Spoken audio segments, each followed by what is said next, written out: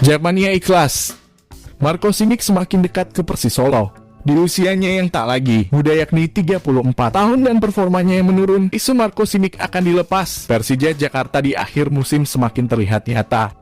Selain itu, kini muncul indikasi kuat terkait akan kemanakah Marco Simic pada musim depan berlabuh andai benar dilepas oleh Persija Jakarta. Dilansir tribunrow.com dari Instagram Marco Simic 77, terlihat bomber pencetak 14 gol di Liga 1 2021 telah saling follow dengan bos Persis Solo, Kaesang Pangarep. Tentunya, aksi follow Instagram yang dilakukan oleh Marco Simic dan bos Persis Solo membuat indikasi ia akan hengkang musim depan semakin terlihat nyata. Terlebih, Marco Simic dan Kaesang Pangarep sebelumnya tak ada keterkaitan satu sama lain, terutama di dunia sepak bola.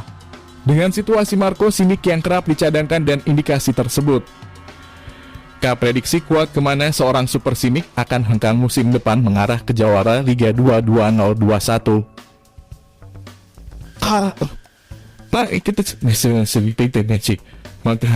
Persis Solo.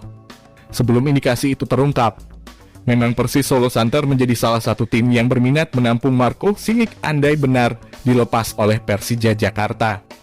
Menarik dinantikan keputusan manajemen Persija Jakarta perihal nasib Marco Simic musim depan.